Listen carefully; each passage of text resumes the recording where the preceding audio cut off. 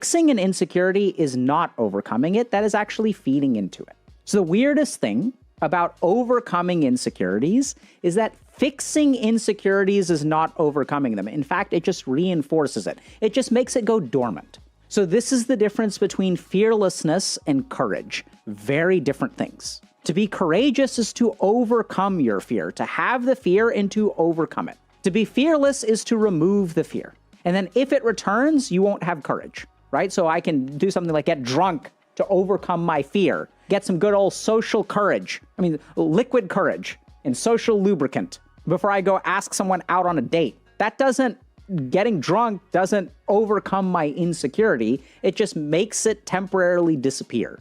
The way that all of us are sitting right now is wrong. The way that we're sitting is not how we're supposed to sit. How we're supposed to sit. So if you guys want to sit up straight, there's one really easy principle. All right. Your knees should be lower than your hips. Oh, what the hell? I don't think the couch lets me do that. I'm too big. Exactly. So the reason that you hate sitting up straight is because no furniture is designed for you to sit up straight.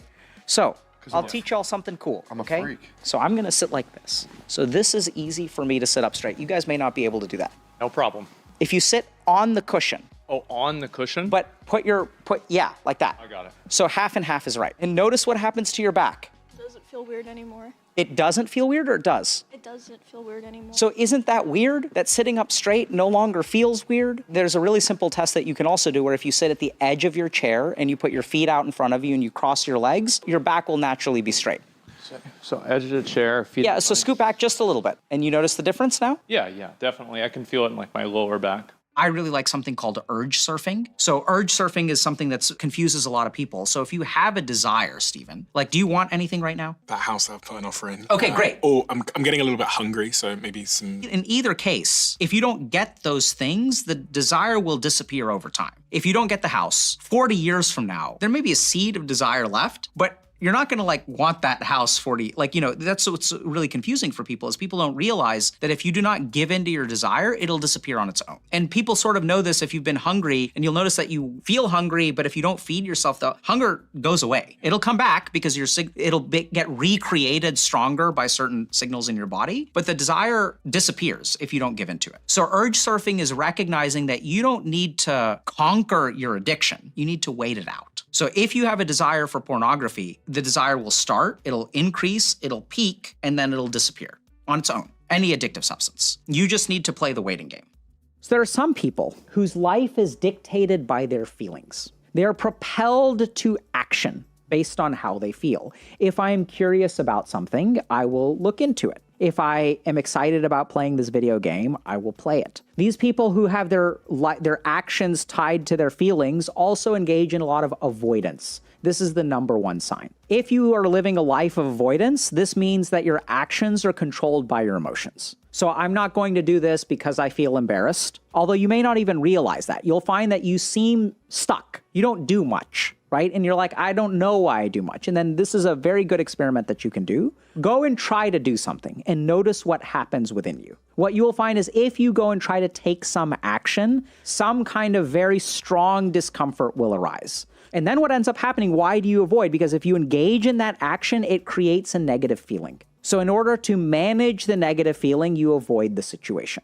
This becomes a self-fulfilling prophecy. If I go into a job interview and I feel a lack of confidence, if I believe I'm a loser, then I'm not gonna get the job. You used to go to clubs and buy bottles of champagnes and thought that you were a loser, didn't end up where you wanted to go. So this is what a lot of people don't understand. Everyone's focused on productivity. But the single most important thing that will determine your future is your sense of who you are. And that's not like some, spiritual, get connected with you. This is like in science, right? If you believe you are a loser, the empathic circuits of other people's brains will detect that in you and they will treat you like a loser. You carry who you are with you. That's why you get into failed relationship #1, failed relationship #2, failed relationship #3 until you changed. And when you change, your sense of identity changes, then your future will change.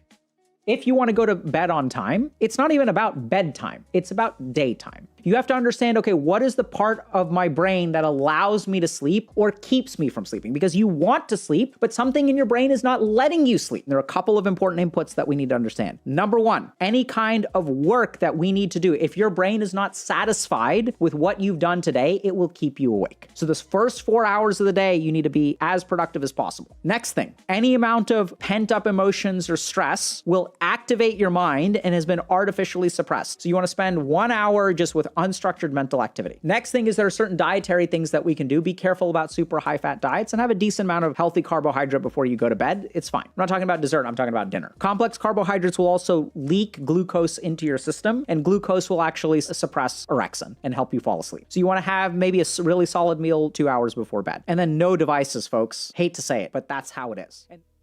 Alrighty, chat, let's get started. Welcome to another Healthy Gamer GG stream. My name is Dr. Alok Kanoja. Just a reminder that although I'm a psychiatrist, nothing we discuss on stream today is intended to be taken as medical advice. Everything is for educational or entertainment purposes only. If y'all have a medical concern or question, please go see a licensed professional. Chat, I have been recovering from the flu, the one, the only, the influenza. Hope y'all are doing well. Give me a second. Let me pull up chat so we can vibe for a hot second. There we go. And then I need this, and then I need this, and then I need this. Happy Friday, chat. There we go. I love watching myself stream, man. It's the funnest thing on the planet. Okay. How y'all doing? It's been a little while, chat. Yeah, Laffy Bun, thanks for the hype. Appreciate it. Yeah, so today we're going to talk about some cool stuff, chat. We're going to talk about hey, opinion at dubbing your videos.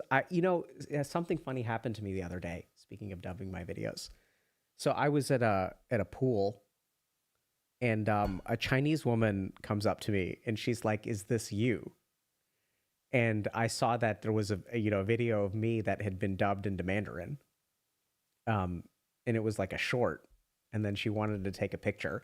The weird thing was it wasn't clear to me whether she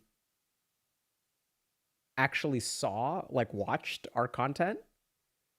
I think maybe someone in her group had pointed it out, and then she wanted to take a picture. So it was really, really weird, but sure, why not? Yeah, I went to India. How was India? Man, I guess I haven't streamed in a while, huh?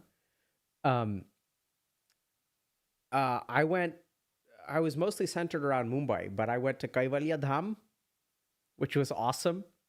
I don't know if you guys saw if any of that content ever made it onto the internet. But there's a yoga journal called Yoga Mimamsa. And there's a yogic burial practice. So this is what I think is really fascinating. So, they have all these like weird yogic practices, and it's really, they're just weird, right? So this is, don't try this at home level.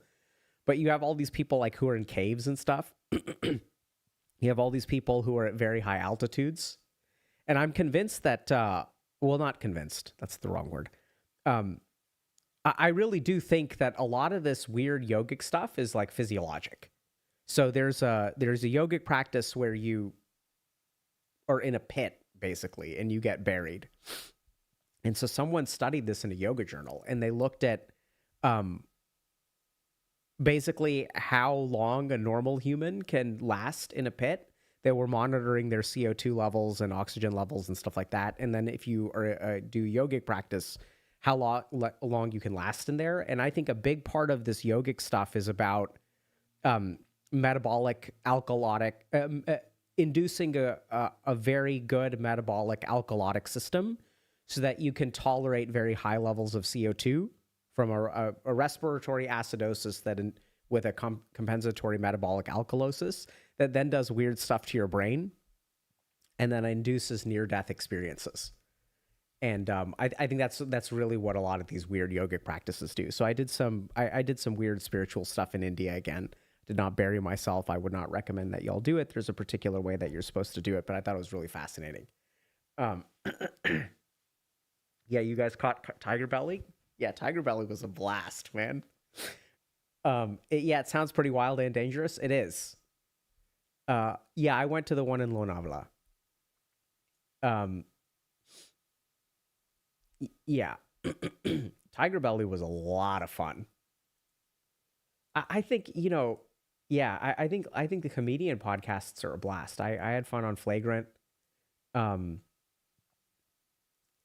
We need to be pit maxing. What is pit maxing, chat? Like armpit? Are you religious in any way? Sure. I think I would qualify as religious. Work maxing. Man, just got to max, right? Have you guys ever considered maxing? Yeah. Everyone wants to max. Maxing. How about that? How about you looks max and you works max and you pits max? Right? Just max everything. Can we talk for a moment about... Oh boy, today's stream is going to be hard. Why everyone wants to max everything? Why can't it just be like looks moderating? Right?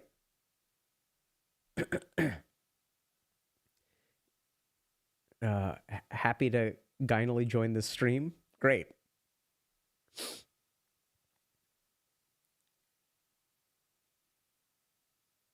What should new psychotherapists do to get good? Yeah, great question. So here's my hot take. My hot take is that if we cultivate charisma with psychotherapists, their clinical outcomes will improve a lot. That's my hot take. Yeah, it's a little strange. You'll smoke me in a debate? I have no doubt. You guys caught Huberman? Yeah, so Huberman was I really enjoyed the podcast. Highly recommend y'all check it out if you guys haven't already. Tiger Belly is great too. Yeah, I mean, I think they're a lot of fun. Numb maxing. Okay, speaking of numb maxing. So before we get to our lecture today, I wanted to tell you guys something. This is kind of interesting. So we started our coaching program 6 years ago. And so I was just looking at some of the data on it. So first of all, we've had 29,700 people go through the program, which is insane. 29,000 people. So we started it because people would, and it's interesting, people still reach out to me all the time. They're like, hey, Dr. K, can you help me? I'm like, I cannot help you. And then one of my friends was like, well, can you, duplicate yourself? And I was like, well, maybe. So we started a coaching program. Here's what's really interesting. So we've been collecting data on it for 6 years. Here's what's very interesting about it. So I was looking at some of this. So in 2020, this is, I think, out of 4. This is what this is where people ranked out of 4. And here's where they rank in 2025. These are clients. So one really interesting thing is we started a Healthy Gamer Institute a couple years ago, and it seems like it's working. So coaches are getting better. Here's the other really interesting thing. So I know this doesn't look like much of an improvement, but this is a huge improvement. So it seems like things are getting better, and we've had 29,000 people go through it. We're still looking at a lot of data. I think we're coming up on 6 years, so we still need to see a couple of things. One thing that's kind of interesting is, we'll advertise it as focusing on behavioral change, whereas it turns out it may not quite do that. It's not so bad. People in marketing are going to be upset with me. But so here's what's really interesting. I was talking to our coaching director the other day, and he was saying, actually, we don't just focus on behavioral change. It looks like the way that people get better is that we help them understand their problems. Once they understand their problems, they understand why their behaviors happen. And once they understand why their behaviors happen, it is not that a particular behavior improves. It is that the behaviors then start to fall away. So it seems to be a lot more internal. which is kind of interesting because if you look at coaching as a field like ICF and things like that, they're really, really, really focused on behavioral change. I mean, we are too, but it seems like our coaches are much more kind of our style of like understand yourself first and then the behavior will get better. One of the things I'm super proud of is that I think people in 130 countries have benefited from it. So we started this thing a couple years ago. It looks like it's working, and it's very aligned with our mission. So I'm super proud of that. But let's get to the lecture. Okay, so today I want to talk to you guys about numbness. Now, this is something that people have been feeling more and more and more of, right? People are feeling more numb. Maybe this has something to do with technology. We've got wars all over the place. We're getting inundated with things like dopamine and this and that, right? The potency of things like marijuana is increasing. The potency of things like pornography is increasing. And people are feeling like more and more and more numb. I think numbness is one of the most, how can I say this?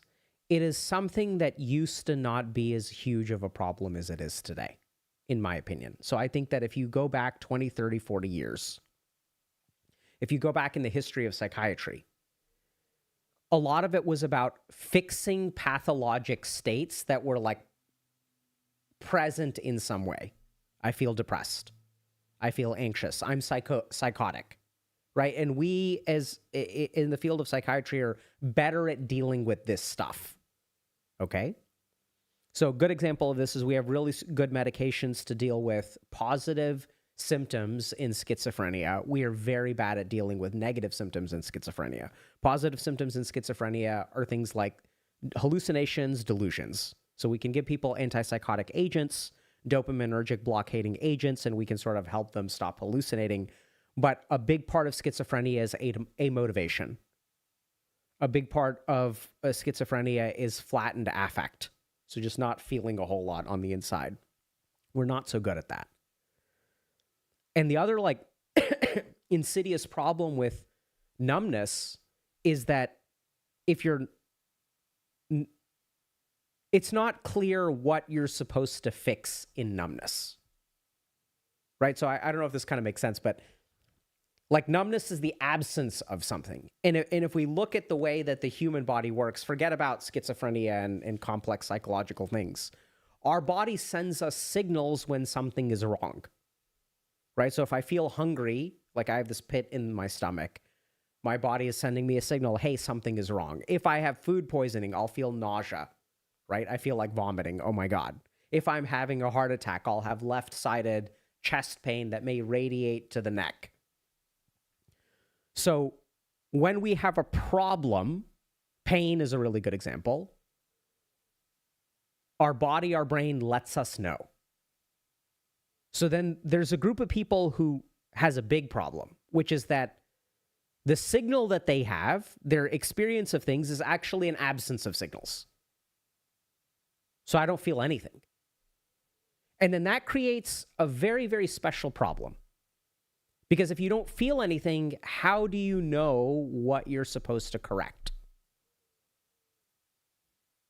Right? If I don't feel hungry, and there are examples of this. So for example, this is really, really nasty, but if you look at diabetic neuropathy, so in diabetes, when we have high levels of sugar in our blood, that does over time, over many years, that damages our vasculature, damages our nerves. And specifically what happens with diabetic neuropathy is the longer the nerve is, the more prone it is to damage. So right close to the cell body, our nerves will stay relatively intact, but the longest nerves in the body, specifically the nerves that travel from our spinal cord all the way down to our toes, that end portion of the nerve is what dies.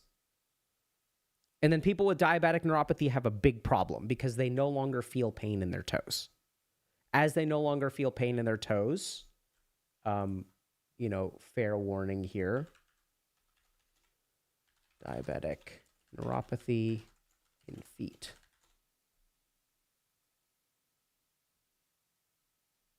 So this is actually not so bad. Yeah, here's a good example of diabetic neuropathy in the feet. So you guys see this? This is what happens in diabetic neuropathy. So we have difficulty feeling.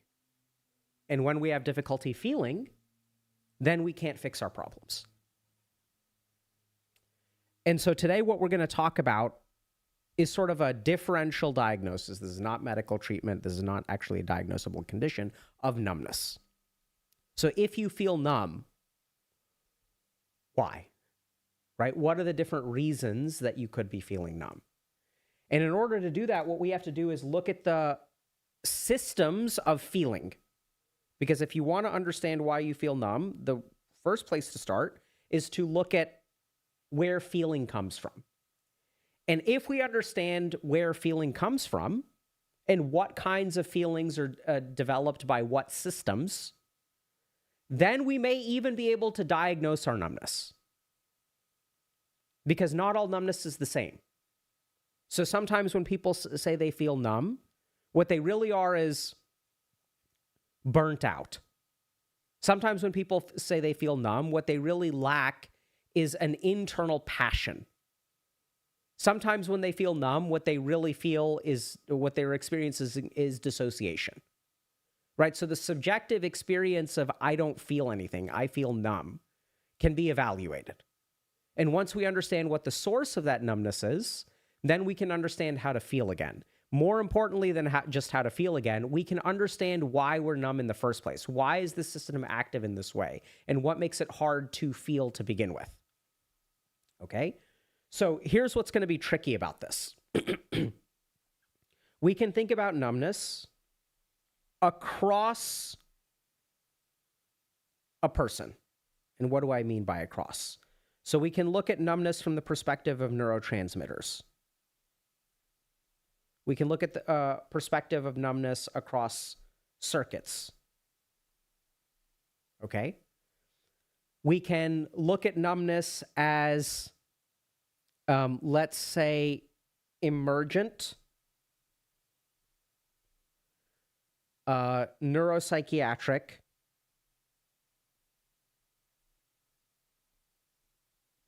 phenomenon.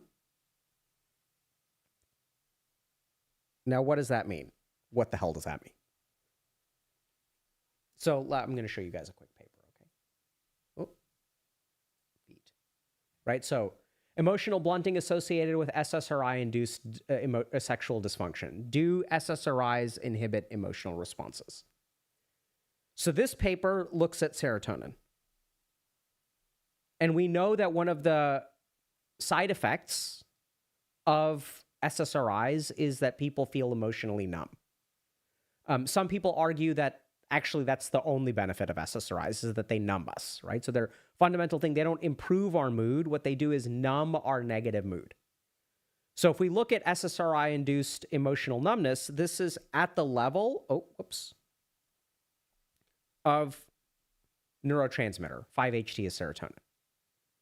Then if we look at numbness across another level, we can look at something like our limbic system. So let's just say our amygdala. And if we feel numb, that something is suppressing our amygdala. So either we have a substance or we're using social media or things like that. But then there are higher order levels of numbness. So if we talk about something like dissociation, this is a good example. Alexithymia.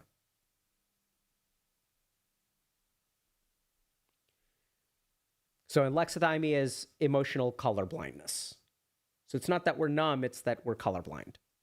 So we see a color, right? And I know this sounds kind of weird, but like, if you're colorblind, can you see color? Like, sort of, right? You can't technically see color, but you can see shades of gray. So like, does that kind of make sense? It's not the same as being completely blind. It's that there's a certain level of perception that we lack. So my point, and then what we have is emergent neuropsychiatric phenomenon. And then we've got psychology. Okay? So this is the mind. So things like defense mechanisms. like suppression.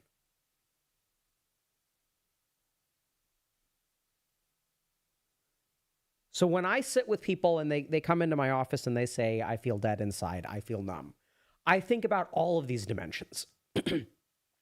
And the problem here is that if you're asking, okay, Dr. K, which one is it? The answer is all, right? So an individual person may have this, and another individual person may have this, where the majority of their numbness comes from a psychological defense mechanism, but they are also a little bit alexithymic, and they happen to be on an SSRI, right? So this is person number one. This is person number two, and their patterns of numbness could be different.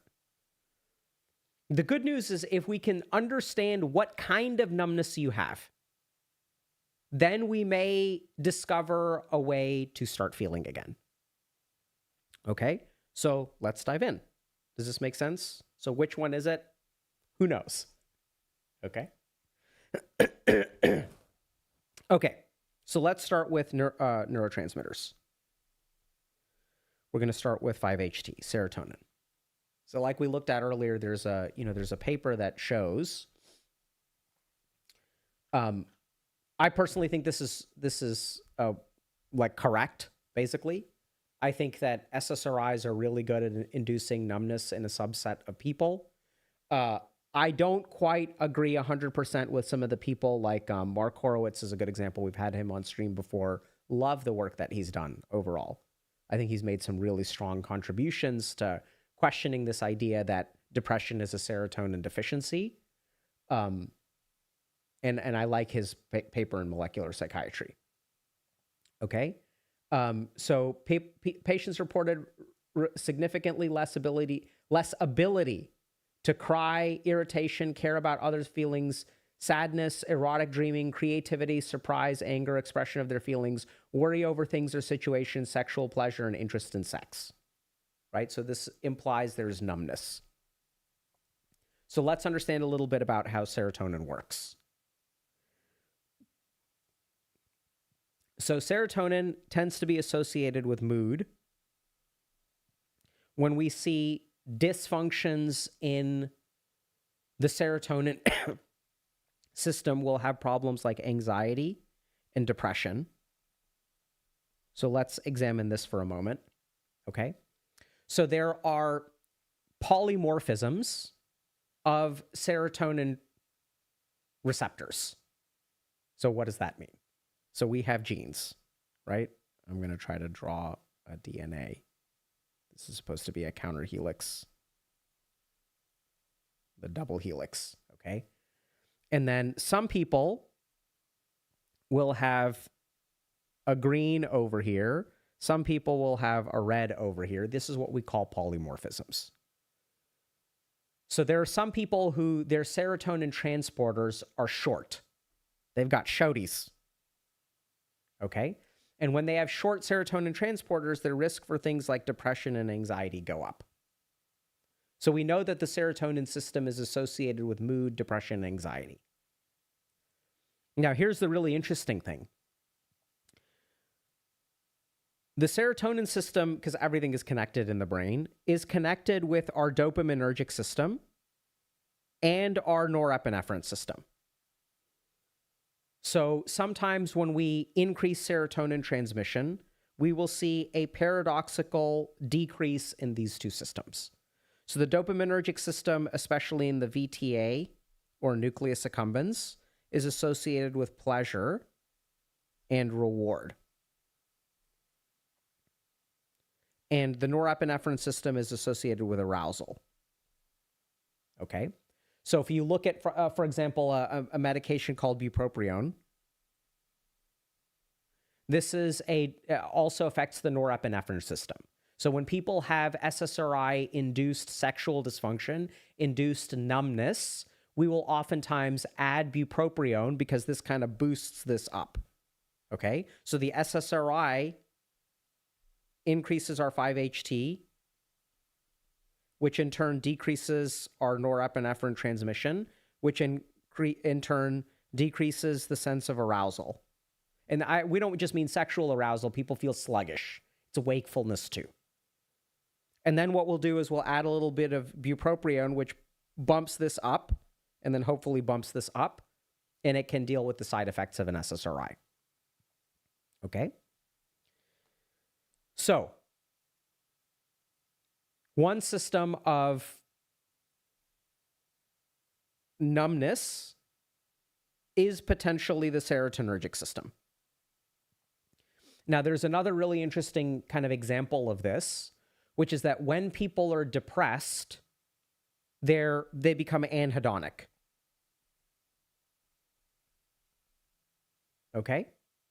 So we're not quite sure how this works, but there's some degree of anhedonia, inability to experience pleasure.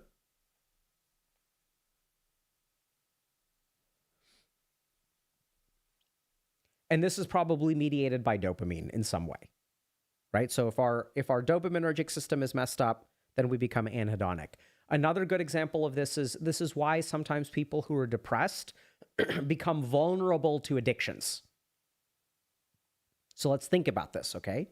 So if my serotonin levels are low, which it's not clear that they are in depression to begin with, right? Then I can have an increased dopamine sensitivity.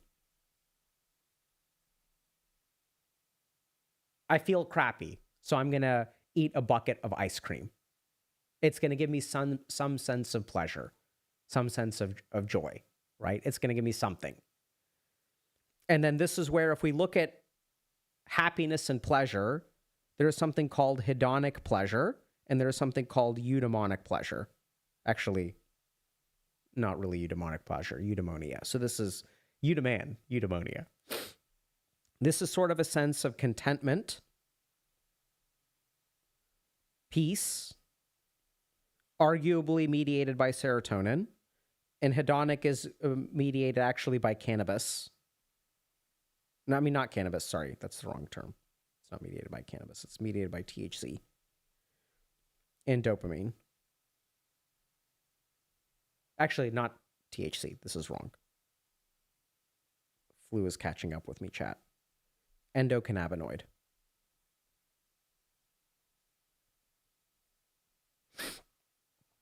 That's the right term. It's not cannabis. Okay? So, if you're numb, could have something to do with 5-HT. Okay? Now you may say, but Dr. K, if it has something to do with 5-HT, what do I do about that? We'll get to that. Second thing, let's talk about dopamine, because we're already here. So when we're talking about numbness, there is a numbness that is an absence of negative feeling, and there is a numbness that is a lack. So I want to try to keep track of this, okay? So y'all keep track of this with me. Lack of pleasure. Okay? So I want y'all to... Actually, I want to use blue. I want to keep track of the kinds of numbness. So when you have a problem with your dopaminergic system, oftentimes these people don't feel excited by anything. They don't feel drawn to anything. They start to feel apathetic, like they don't care. Now, I want to be clear about what this kind of is and what this isn't. So this is like, I get up in the morning and everything just kind of feels blasé. They may actually have access to some degree of curiosity. They can have some degree of pride. They can even have some degree of sadness. But what's missing is sort of like the spark that gets you going. I kind of like the word spark. These people have no spark in their life. And there's a really interesting... Let's see if we can find... Yeah. So this is from a great paper. Love it, love it, love it. I've done a very, very... I think I did a pretty big video about this a couple years ago. Paper's pure gold. I think this is Nature Reviews, right? Yeah. Dude, Nature Reviews Neuroscience is just a fucking stellar publication. So this paper really explores, effort-based decision-making to obtain rewards. So we're going to talk about this for a second, okay? Okay. So our dopaminergic system gives us pleasure, gives us motivation, gives us craving. This kind of numbness is an absence of like wanting things in the outside world. We have this thing in here. It's not that I'm incapable of feeling in here. It's that if we look at like us, right, we want stuff from the outside. And it motivates us. So even if you look at that motivation, we think about motivation as a good thing, but if you look at it subjectively, that motivation can be the desire to get rid of something bad. I'm tired of feeling this way. I want people to look at me with respect. I want to walk into a room and have everybody be impressed. Right? I want to hit it hard. I want to party till the sun comes up. Like zest of life. And when our dopaminergic system gets impacted, right? So what are the ways that we impact it? Top of the list right now is technology. So we have this whole scale bombardment of our dopaminergic system. And then the problem with our dopaminergic system, remember y'all, is that our dopaminergic system is like a lemon that gets squeezed. Okay? So our dopamine system is full of dopamine. And when it gets squeezed, the dopamine kind of comes out. And then there's not a whole lot left. So when we chronically use technology, we exhaust our dopamine system. And once the dopamine is gone, this is what gives us pleasure. It's what gives us drive, motivation. Okay? And then there are a couple of other things that go into this. There are things that can increase the squeeze in your dopaminergic system. So, and I want y'all to pay attention to this. There's a component that is anhedonic. This means I can't feel pleasure. And then there's a component that is apathetic, which means I don't feel like doing anything. I'm not motivated. Okay? And here's the really interesting thing. So if we look at the hedonic impact, this is the pleasure of engaging with something, right? That's anhedonia, anhedonia. But apathy is triggered by other things. So this is what a lot of people don't realize. See, if you feel apathetic, you may think, okay, I can't experience pleasure. That's why I'm apathetic, because these things get tied together, right? If I don't experience pleasure, then I don't feel like doing anything. But apathy, the desire to do something, isn't necessarily tied to hedonism. I know they're separate, and I'll explain. Because sometimes you don't feel like doing anything, but when you go and you actually do it, you're like, hey, you know what? This is actually pretty fun. I should do this more. That signals to us that our system of motivation generation is impaired, but our system of hedonism, our system to experience pleasure, is actually intact. So if you've ever had the experience of, I don't feel like doing anything, but when I do it, it actually turns out to be pretty fun. That shows us that it's a motivational problem, not a hedonic problem. And the cool thing about Nature Reviews is that they actually give us some guidance here about what we can do about this. Oh, whoops. So one key thing is option generation. Okay?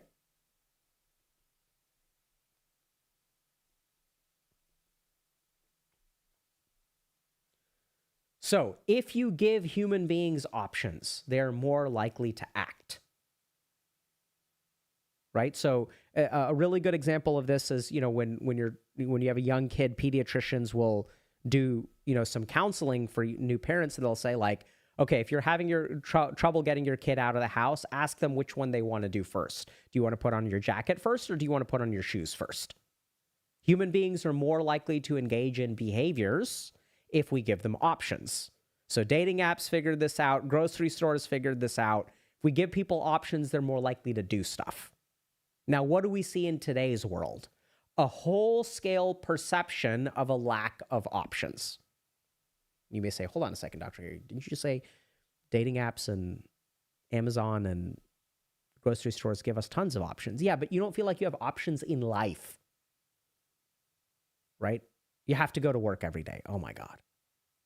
I have to deal with this person at work. Oh my God. I have to deal with customers at work. Oh my God. And it's so simple. This is why it's so easy to shop online, but so hard to go to work, because you don't have a perception of options. So literally, part of the work that I do with people, this is a huge part of what coaching has also figured out as a field, is we want to give people options, right? So in motivational interviewing, we'll sort of, when someone is developing a plan for sobriety, we don't tell them, hey, you got to go to meetings and you got to do this and you got to do this, and people don't listen. Instead, we ask them, where do you want to start? Would going to meetings work better? Do you want to do psychotherapy with me? Do you want to try medication? Let's give people options, because people like options. So if you are finding yourself in a situation where you don't feel like doing anything, ask yourself what your options really are. Second thing that we want to do is a cost-benefit analysis. Reward, effort, time, and risk. We want to evaluate our options. And here's the really tricky thing from a psychological perspective. Y'all may think that you do this, but you don't. Y'all may think you do this, but you don't.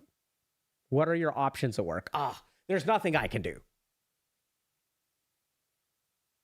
What are your options? Oh my God, I guess I could do this and I could do this, but the chances of that working out may be low. Here's the biggest problem. I could put in all of this effort, but there's not any guarantee that I'll get something in return. So this is where you have to be a little bit more critical about your option generation. This is why sometimes it works to help with a person. There are a lot of people that I know that think that they are very, very good at option generation and option evaluation. But if you really pay attention, what goes on is their mind doesn't critically think about it. It's actually an emotional response. Okay? So option generation, option evaluation. This is what your dopaminergic circuit is doing all the time on its own. Okay? And then the other big thing that we're going to talk about is the hedonic impact and consummatory phase of behavior. So oftentimes people make a huge, huge, huge mistake when they are doing something that they don't like, which is that they try to skip the experience. So savoring is a huge part of increasing your hedonic activation, which will then reinforce the behavior. And oftentimes, if people are numb, what happens when they don't feel like doing something is, even when they do it, they try to skip the experience. You numb yourself out to it. Oh, I don't want to do the dishes. Let me put on a podcast so that I don't have to suffer through doing the dishes. I don't want to be on this flight. Let me skip past the suffering. So you guys see how there's a subtle numbness there. There's a suppression of what you experience because we're trying to avoid those negative feelings. But when we suppress all of that stuff, what we are doing is we are not helping ourselves with this system. So think about the kinds of things that you run away from in your life. The experiences that you run away from. And oftentimes what we discover is people who are avoidant of the negative things in their life, the people who mentally check out when their boss says, hey, can I talk to you for a minute? You're mentally checked out before you even go in. And then we wonder why we're numb. So here's another really important point. The brain does what it is trained to do. So if you're mentally checking out through a lot of your day, your brain will be mentally checked out. Which is why when I work with someone, right, like this is why we like ask you so much about your feelings, bro. Let's get, how do you feel about that? How does that make you feel? We're encouraging the awakening of these circuits. Dopaminergic system is incredibly fascinating. I have done whole lectures about it, but let's move on. Now we're going to talk about the norepinephrine, arousal, cortisol system. This is not really a system. It's just, you'll have to remember I'm a clinician first, which means my goal is to help people, a human being with a problem. So I tend to muddy the waters when it comes to some of these systems. This is also the stress system. Okay? So here's kind of how this works. Here's me. And then depending on the environment, I have these circuits that cause me to activate in response to stress. Right? So if I'm being chased by a tiger, my body's going to be like, all right, let's activate, let's turn on. So if there is a tiger that wants to eat me and it approaches me, then my stress system will activate. Now, the stress system does all kinds of interesting things. It will make me think in black and white. It'll do some amount of emotional suppression. It'll do some amount of emotional activation. Right? So I feel fear, but I don't feel the existential dread of non-existence when the tiger comes up to me. Okay? So it does these kinds of things. It activates my physiology. So increases heart rate, respiratory rate, blood pressure, blood glucose. Oh, that's not B. Yeah, BG, blood glucose. It activates all these things. But then we have a problem because the stress that we experience on a day-to-day basis is not acute. It's chronic. So something problematic happened, which is that the stress that if you think about like a deer, what is its experience of stress? It's like, if there's an alligator around, I'm stressed. If there's a lion around, I'm stressed. Otherwise, I'm kind of chilling. And the system turns on and it turns off. The problem is when we think about things like paying a mortgage. This is a toad, not a house. Right? We think about paying a mortgage. If we think about the existential threat of AI taking my job, the immigrants were taking my jobs, now the AI is taking my job. These will chronically activate the system. And when the system gets chronically activated, we get burnt out. So we have this dual system of emotional suppression and emotional activation. And then what happens is, since half of our emotions are being suppressed, our positive emotions are being suppressed, and then we have chronic activation of our certain negative emotional systems, then what happens is we have an adaptation to this. So when we have chronic positive suppression, what do you think our adaptation is? Substances. Tech. Right? Because these systems are really, really, really suppressed. So when people are in a chronic state of stress, stress is a risk factor for addiction. The adaptation is addiction. And then chronic negative activation. So this is what feels like frayed. These people feel frayed to me. Ragged at the edges. Lack of empathy is huge. They just can't feel. They don't have the bandwidth to feel what other people feel. I hate feeling what I feel. So this experience, when I sit with these people, there's a lot of emotions at the edge. They're also antsy. They're like,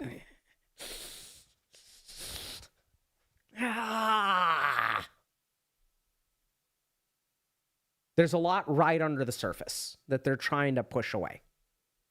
And then this gets really complicated because there are adaptations, and these adaptations, by the way, we'll get to like some of this stuff and this stuff, okay? But there's also a couple of other things here. So I think I'm going to show you all a paper on polyvagal theory. But I think, I personally think that polyvagal theory has basically been debunked. People talk about it a lot. But I think some of the core scientific concepts behind it have been debunked. So I'm not saying polyvagal theory is true. I think what's really interesting about polyvagal theory is that it does a very good, some of the interventions that are based on polyvagal theory, I think are quite effective. So I think this person, in my personal opinion, okay, I think their scientific mechanism is off, but I think what they discovered is very important. Okay? So there are a couple of things that, so let's talk about the basics of this before we look at the paper. So when we are stressed out, our body does one of three things. It runs away, flight, fight, let's engage with our challenge, or freeze. Let's conserve energy. Let's play for survival. Let's play dead. Right? So we know that, possums play dead. There's some studies that suggest that catatonia, which is an extreme state of stress, is sort of a freeze response. But basically, these are the three things. And when we don't fight and we can't run away, we sort of end up in this freeze bucket very easily. I have to go to work every day. I can't argue against my boss. I can't afford to quit, right? So this isn't an option. This isn't an option. So I'm going to just take it. And so this requires, in order to do this, we have to have environmental assessment.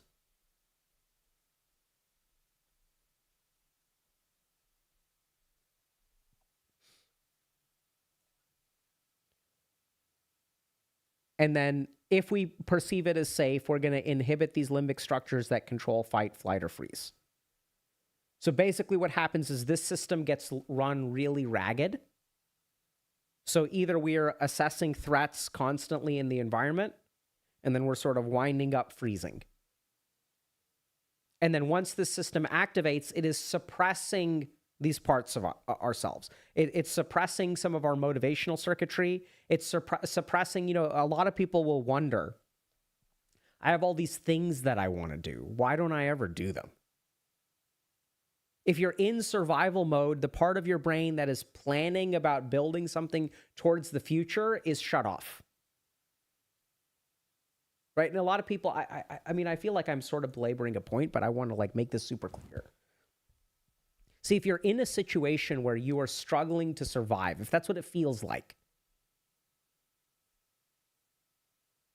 it's damn near impossible to build something, even though you have all of the hours in the day. This is where we think to ourselves I have all this time, why don't I use it productively? And we get frustrated with ourselves because we're like, oh my God, I'm just spending all my time wasting my time. I'm essentially hitting the fast forward button on my life. I'm not doing anything productive. And I want you to really think about that. Why? Right? Like, that's really weird. You would think that, okay, the way this should work is that I should be using this time productively. Like, I have all this time. I can see that I have all of this time, but like, I just end up wasting it. Why?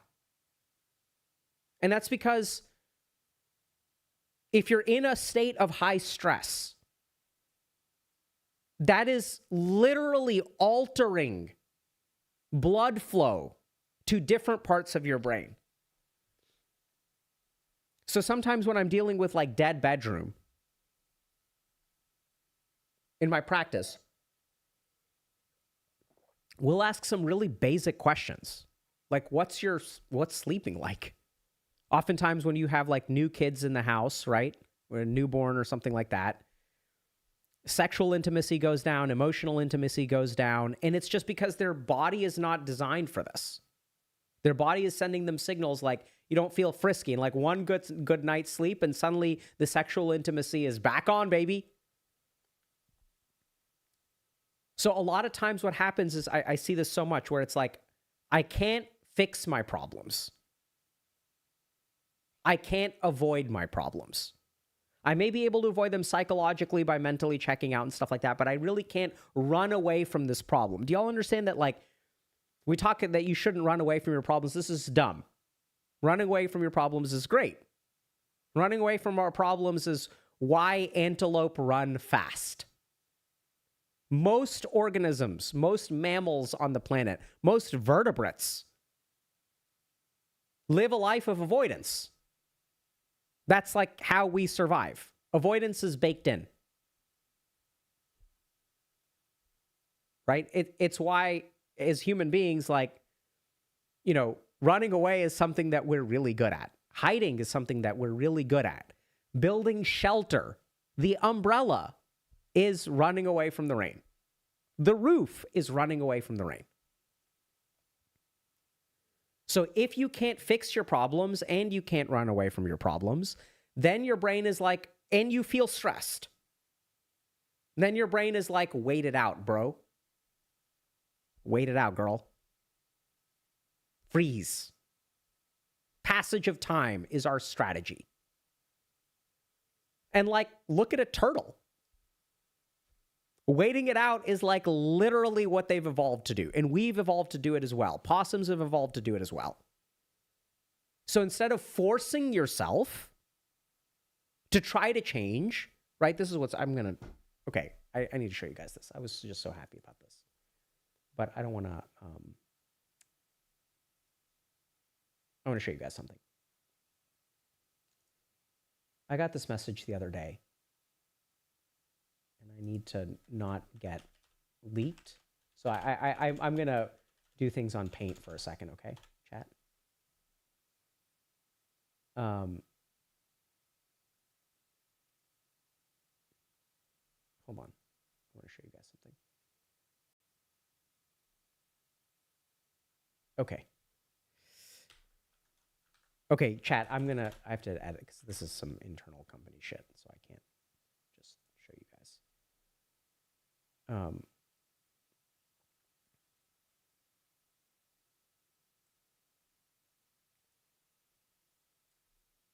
on. I'm going to screenshot something. But I have to.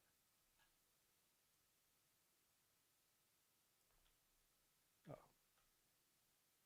Hold on, chat. Okay. Now let's do this. Don't save. Paste. Black. No.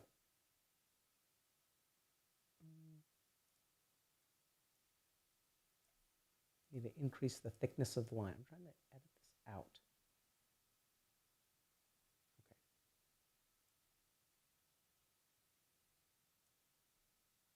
This is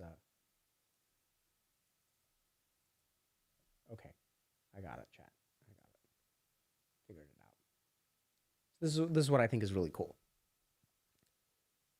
See, everyone is like so concerned about I just want to do something. Like, I just want to get my ass out of bed. That's not what I think works. Okay? So did an analysis on all of our coaching profiles, web positioning, exit surveys. Basically, our coaches help gain clarity through relational processing into a client's internal life. Through that, the client develops agency, and then action happens because the client recognizes the cause of their behavior. This is different from many coaching models, which are endgame focused through tangible goals being attained. Okay? Based on goals in the sign-up flow, clients come into coaching due to identity deficit, directionless, no internal compass values, and cognitive dissonance between knowing and doing. I've just been looking at this shit, so it's kind of top of mind for me. But I think that's literally what we see here. Is everyone is just caught up with, I'm paralyzed. How do I act? Not the right move. It's not forcing yourself to act. And that's why it doesn't work. Because you can't just force yourself to act. Like, by all means, build habits. But if your system is designed in a way that it is telling you to be still, that needs to change. Okay? So this is your stress system. If it's hyperactive, it's going to be numbing you out, and or you will be frayed. You will be fried from hyperactive emotions. So you feel anxious, and then you enter this phase of burnout. Okay? So those are our three neurotransmitter perspectives. Next, let's talk about alexithymia. So, alexithymia is the inability to recognize your own internal emotional state. Now, here's what a lot of people don't realize, is that your internal emotional state is so much more than an emotion. So we're going to talk about interoceptive awareness. Okay? So what does this mean? So if you feel numb on the inside, one of the reasons could be that you're alexithymic, you're emotionally colorblind. But what does that mean? How does one become emotionally colorblind? We're going to do we've done a whole lecture on this, but let's just do a quick kind of 30,000 foot view. I want y'all to think about, how do you know what an emotion feels like? So if y'all ever ask this question, how do you know what anger feels like? Where did you learn what anger feels like? Like, think about it for a second. It's actually not. Okay, so someone's saying your behavior while feeling it. But hold on a second. How do you know that it's anger? Right? So sure, you have a behavior. It hurts, but like, how do you know that it's sadness versus anger? Right? Just an inner knowing. An inner knowing of what? Conditioning. What kind of conditioning? These are all good answers. By reference, what are you referring? Okay, so here's the really cool thing. You know, there are some people that are histrionic. And like, someone who's histrionic is someone who displays a lot of their internal hurt. I'm hurting. Oh my God, I'm a victim. It's not my fault. Oh my God. Right? You're like, hey, can you please return my measuring cups? And they're like, oh my God, you're so cruel. They feel a lot, they display a lot.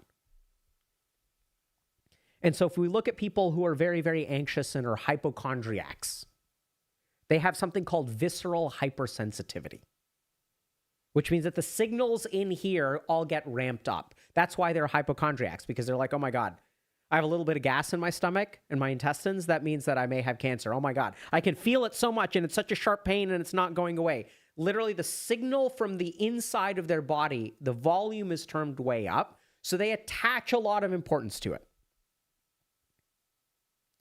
So here's a key thing to understand. First thing to understand if you're alexithymic and are emotionally colorblind. We have to understand what emotion is. We think about emotion as a feeling. Well, what do we mean by that word? So emotion is not mental exclusively. It is physical and mental. It is physiologic. Anger, butterflies in the stomach. An ache in my heart. I need your body. Oh my God. And I don't know if y'all have ever been in a situation where you need somebody's body. But when you need somebody's body, it's an ache. It's a body-wide ache. And it's not body-wide. That's not correct. If you guys pay attention to needing somebody's body, what it is it's on one surface of your body. You guys know what I mean?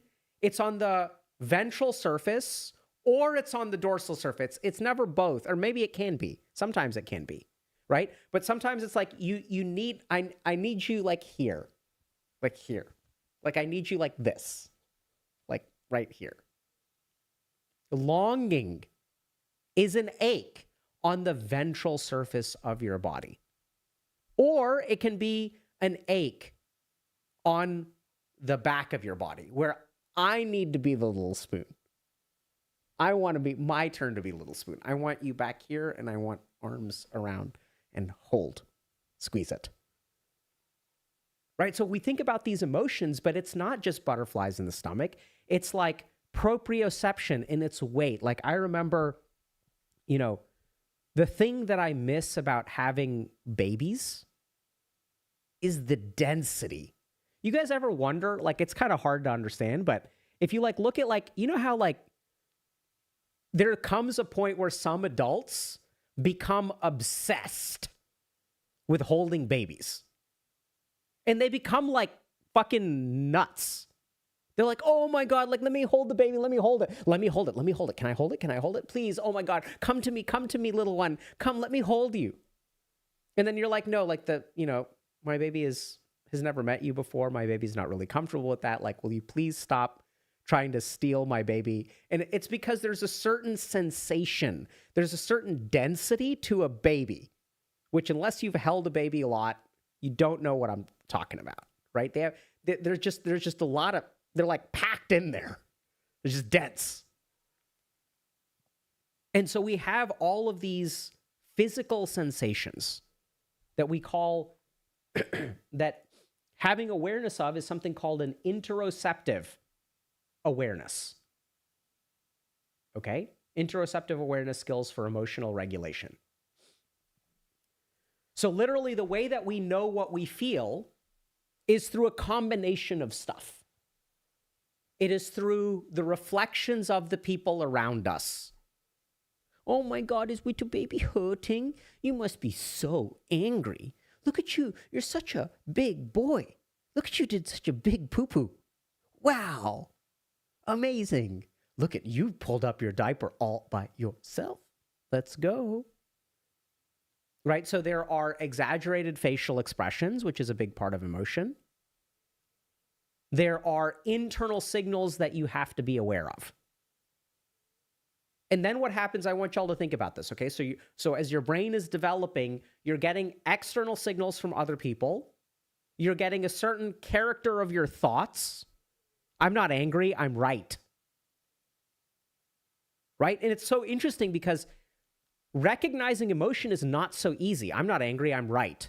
You're the one who's angry. And then there are interoceptive signals. My heart is beating. I have a feeling in my stomach.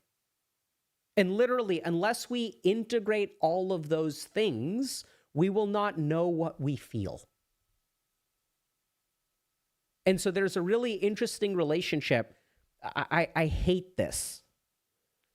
But when someone has illness anxiety disorder, one of the evidence-based treatments is regular scheduled primary care or general practitioner visits.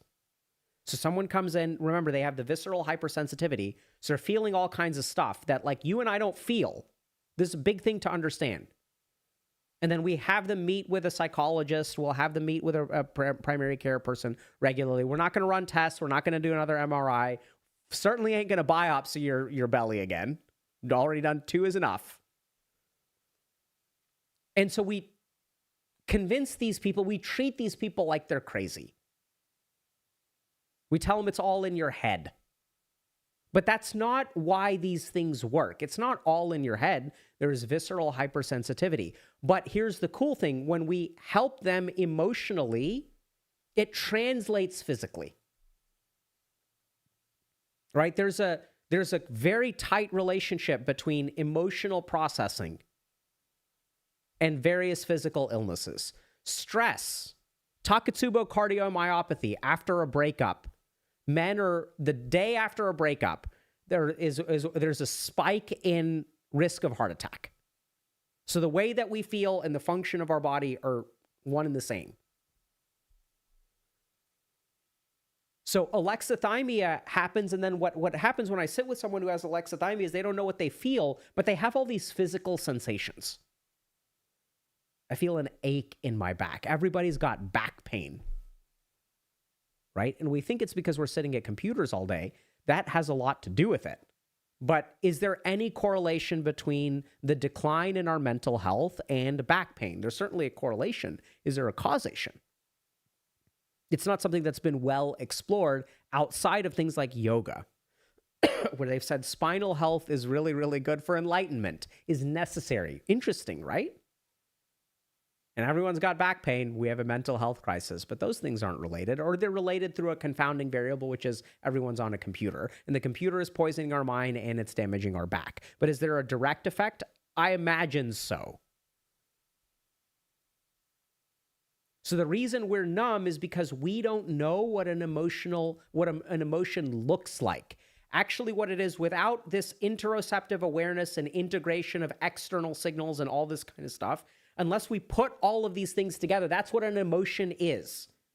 It's a set of thoughts. It's a physiologic reaction. It is a reflection from your surroundings. That's literally what an emotion is.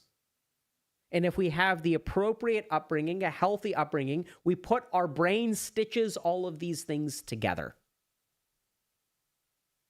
But if something was missing, if you were not held as a child, if you were not emotionally mirrored as a child, if people did not take you seriously, then what happens is an emotion, and we feel numb because you say, I don't feel emotions. But you feel all the pieces of emotion. You just don't know that they're, when put together, they're an emotion. Alexithymia. Another cause for numbness. So what does this look like?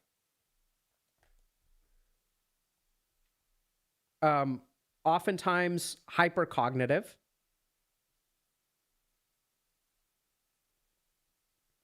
Right? So if you ask someone how they feel, they'll tell you how they think. And this is one of the other things that I fucking hate.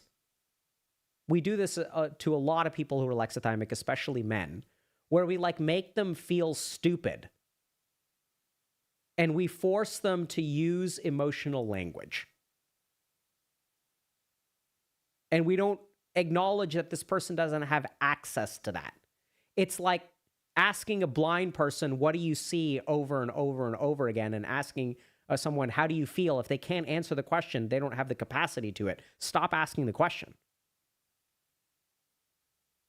So the reason it feels hypercognitive is because the cognition is not tied to the body. Body sensations.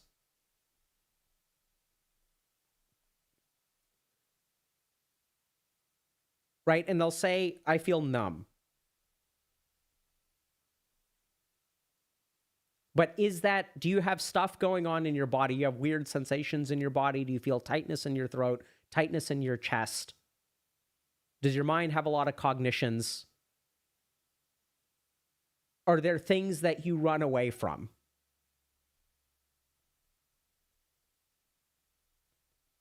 And this is where things that you run away from may not be what you thought they were. They may not be running away from things like people appreciating you.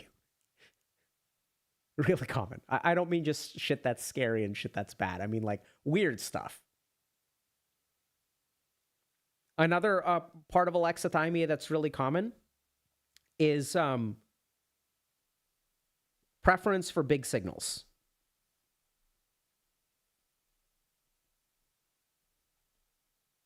So it's like, what do I mean by big signals? I mean anime. The crying is intense. The triumph is intense. There's fucking speed lines when we're angry. We need these hyper signals to evoke feelings from in here because we don't know how to fill in that gap. You know, like subtle like Nordic noir shows don't do it for us. We need like lots of colors and lots of noises and lots and lots and lots and lots and lots. Novelty seeking behavior, absolutely. Right? Dopaminergic behavior, absolutely. Man, this is taking longer than I expected. Another source of numbness, alexithymia. But here's the key thing. If you're alexithymic, we'll talk about this as the source of numbness. It's not the source of numbness, it's a source of numbness. Alexithymia feels different than a dopaminergic circuit that is like completely washed and has no motivational drive. Right? So I would say the feeling of someone who's alexithymic is that they have a lot of different things that they don't piece together. So there's a lot going on cognitively in your body, but we don't put the word emotion to it. We can have strong reactions to stuff, but we don't put the word emotion to it. Weird kinds of avoidance. Next thing we're going to talk about, dissociation. Let's see if I can find this. I'm going to find a paper here.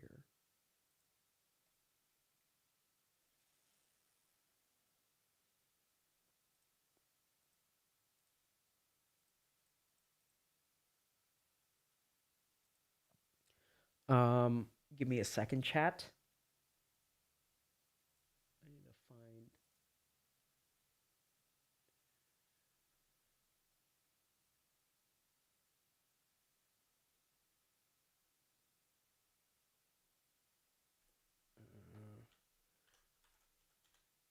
Here we go. Okay.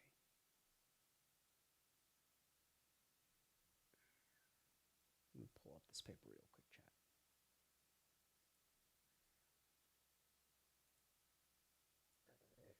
Yeah, fuck yeah, let's go. Dude, I love this paper. Let's go, chat. Okay.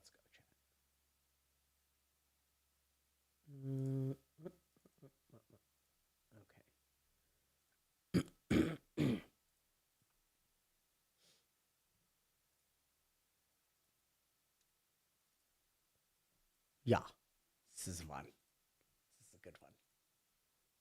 All right. Trauma-related structural dissociation of the personality. Ellert Nienhuis, Onno van der Hart, and Kathy Steele. Utrecht. Deutschland. Not Deutschland. That's Germany. The Netherlands. Okay. Let me find the quote here. Dude, I fucking... Europe is great, dude. The Dutch, deep thinkers, man. Okay.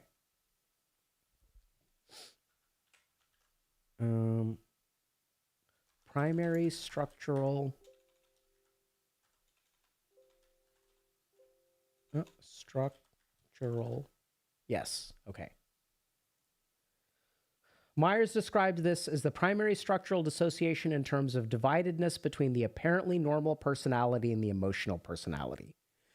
Studying acutely traumatized World War I combat veterans, Myers observed that the emotional personality recurrently suffers vivid emotional sensory motor experiences charged with painful affects, that means painful emotions, at least subjectively, closely match the original trauma. The emotional personality is struck in the traumatic experience that persistently fails to become a narrative memory of the trauma.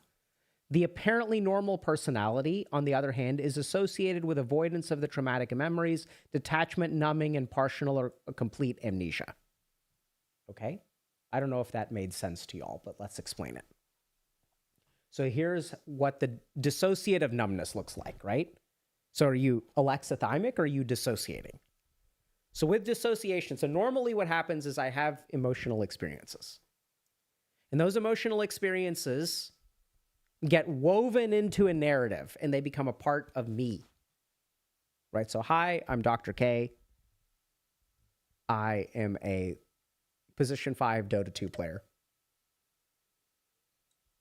And this has caused me all kinds of suffering in life. Right? So this is what happens. We have all these experiences that become a part of us. But in in dissociation, so if you want a really detailed explanation of this, check out our trauma guide. I think it's top notch. So what happens is in trauma is this thing happens to us and it doesn't become part of the rest of us.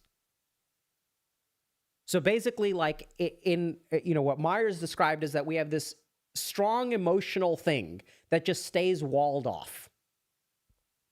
So there's this process called hemispheric lateralization, which is we have right brain, which is where we feel our emotions. We have left brain, which is our logic. It's a general simplification, but somewhat true. And then we have this thing called the corpus callosum, which is the bridge between the two parts, to our two hemispheres. And literally what we know when people dissociate is there is decreased transmission across the corpus callosum. So you're feeling a bunch of emotions in this hemisphere, and you're logically cool in this hemisphere. And this one is taking over. So you're just numb. And you can see things happening to you. Fascinating. But then the problem is with that failure of integration, we're walling it off. So then I have this emotional version of myself, and then I have the apparently normal version of myself.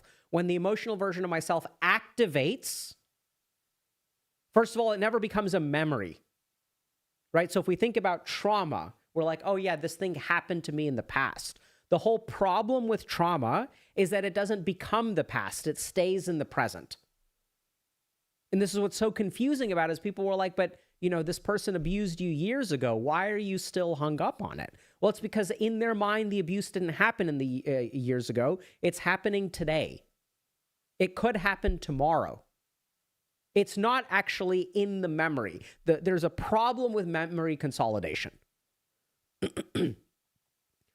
So this kind of person, when they dissociate, this creates a numbness that is temporary. That's the big thing. The numbness becomes on-off. That's the key feature here.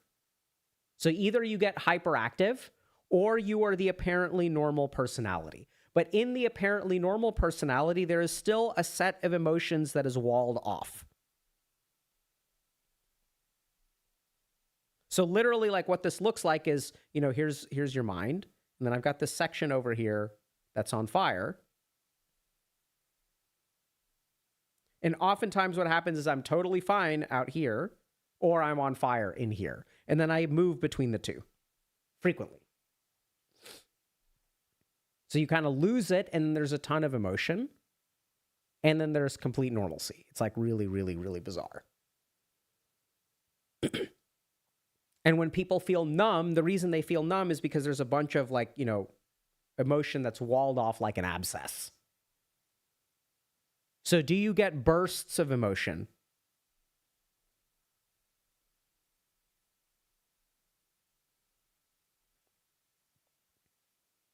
Does the emotion turn on and off? Do you find yourself, how can I say this? Avoidant of triggers. And I know this word gets tossed around a lot, but I really think it's a fucking bastardization that everyone's getting triggered all the time, because there are some people who literally get triggered, with bursts of emotion and have a history of trauma. And it's such a useful word. Avoidance of triggers that then create bursts of emotion in a really uncontrollable way. Right? So we'll sometimes call these flashbacks. where the person is there again, not just upset with you and here now. They're like back there again. And we call it an apparently normal personality because a normal personality requires integration across this, right? Where we need a little bit of fire all over the place. This is what a normal human brain is like, where we get a little upset at a lot of things. But what we see in pictures of traumatic dissociation is a bizarre level of lack of upset. And then in the wrong circumstances, way too much upset. Okay? Now let's talk about the psychological.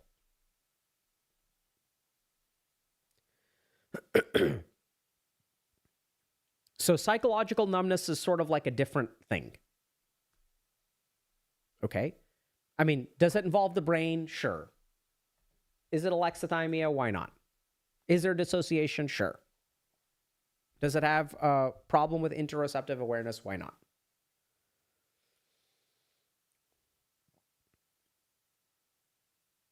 But I think there are a couple of important questions to ask if you feel numb from a psychological perspective. The first is, what's the cost of feeling?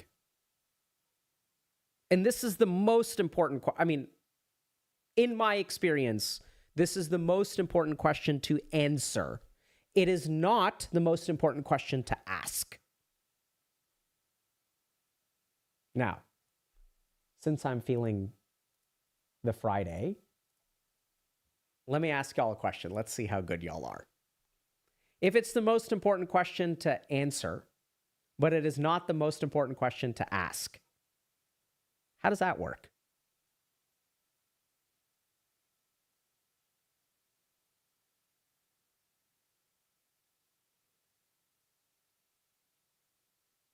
Why wouldn't it be the most important question to ask? Good.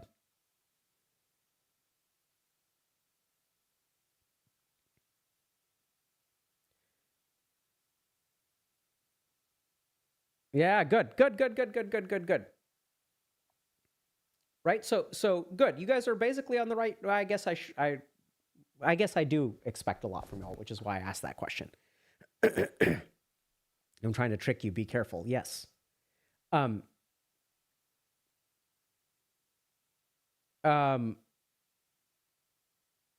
Okay. So people can't answer it if you don't ask. That's very good, right? So I think several of y'all got it. People were also saying, it's about what surfaces in you figuring it out in a roundabout way. Excellent. So this is what's really hard about a lot of the information that we need doesn't necessarily come up if we ask it. Okay? So the main question to ask yourself if you feel numb, is what is the price of feeling? What is the consequence of feeling? If I let myself feel, what will happen? And so then what happens is we oftentimes discover that, so this is what I want y'all to understand. If you are a certain way, you may think you're broken. You're not broken. This is a solution. It's not a problem. The human brain adapts the best way it knows how. The body adapts. That's what we do. So if you are becoming numb, there's a reason that you're numb. It's because there is a problem with feeling. So oftentimes it's because the feeling is overwhelming. Oftentimes it's because the feeling hurts. And this is a kind of a, let me see if I can, I'm trying to think if this is,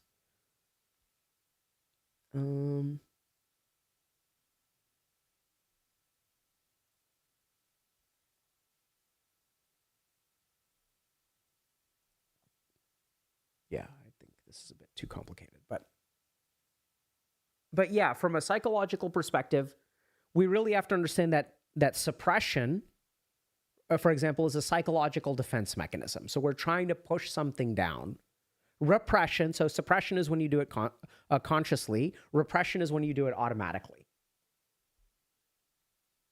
And so we have to protect ourselves from our feelings because our feelings cause us to lose control.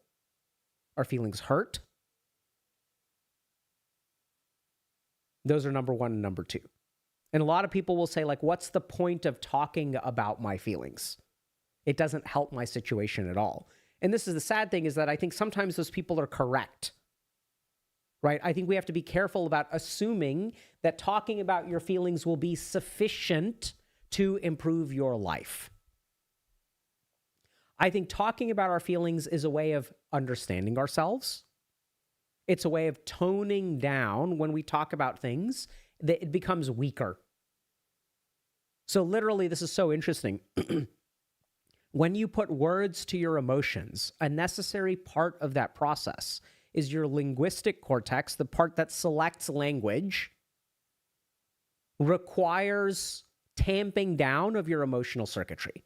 So when you feel really, really, really upset and you're like, ah, when I ask you, what are you experiencing? The linguistic cortex shuts down the amygdala some, shuts down the limbic system some, and it's like, hey, what's really going on in there? What are we feeling? And then they do some communication, but that communication can't work if your limbic system is hyperactive. And then something really cool happens is when we put words to things, we gain power over them. I have an idea. What is it? It's great. What is it? It's great. But what is your idea? It's great. That doesn't mean anything. When we put words to things, we gain power over them.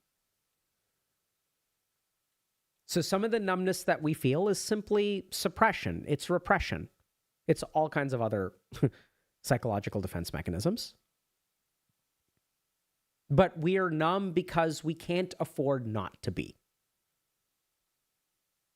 And then if you really want to undo that numbness, which I think is necessary, then it becomes really hard because you have to grapple with that feeling of being overwhelmed. You have to grapple with the futility of it, right? So oftentimes, what am I numb to? I'm numb to my hopelessness. Why am I numb to my hopelessness? Because if I let my hopelessness out, then it'll overwhelm me. We don't think about it that way. What we really think about is, if I let the hopelessness out, then I know that I'll be hopeless because the hopelessness is right and I'm not right. That's really how I feel. It's taking all of my energy to keep those emotions at bay. And then we run into, this is kind of tying back to neuroscience, where we run into this basic problem where when I'm turning down the volume on my emotional circuitry, I can't be selective about that. I mean, sometimes people can with suppression and repression. That's how we become selective, but it doesn't really work that way. The other reason we feel numb, this is a bit complex, but we'll talk about it anyway.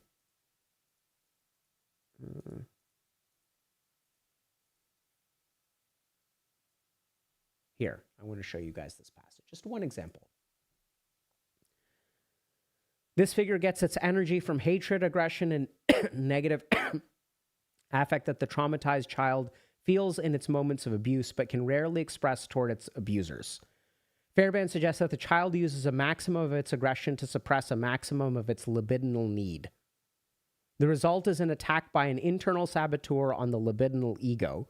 An unexpressible anger suppresses need. Aggression is bottled up, directed back into the system against the childlike vulnerability. So what does this mean? So I want y'all to focus on, suggest that the child uses a maximum of its aggression to suppress a maximum of its libidinal need. One of the reasons that we become numb is because we want things. And I want something so bad, and it hurts so much, and it's such a powerful want. In order to keep that ache from overwhelming me,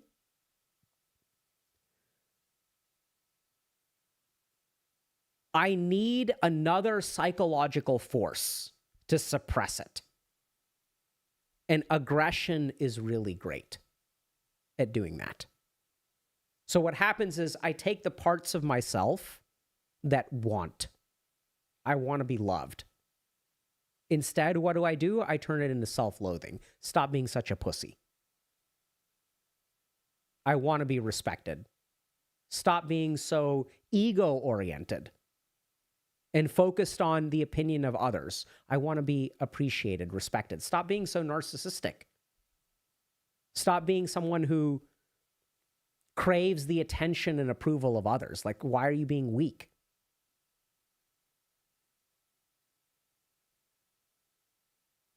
Right? It's so interesting. But sometimes the character of numbness is actually exhaustion from internal conflict. Very common when we come to this psychological. I mean, you can do a whole lecture on psychological defense mechanisms and how they'll sort of isolate a particular kind of emotion. But I think this is a really common pattern where needing, wanting hurts so much that I cultivate another kind of emotion to keep that one in check. I cultivate some degree of self-loathing. I cultivate some amount of devaluing of myself to try to take that part of me that I want, the part of me that's childlike, the part of me that's innocent, the part of me that is ignorant, the part of me that is naive, the part of me that is weak, the part of me that is joyous, the part of me that is delightful, the part of me that walks through a field and just picks up a thing of a little flower and then smells it. And that part doesn't help me. I need to push it down. I need to suppress it. Best energy to do that is self-loathing. And somewhere at the end of that, right, is where you're suppressing. So there's the part of you that feels, and then you're trying to keep it in check. So you're kind of pushing it down. And so you end up exhausted, which is another kind of numbness. It is the numbness of psychologically internal conflict that is never ending. Right? So like, if I'm pushing against myself all the time, I will be exhausted and I will go nowhere. I will not feel one thing or the other.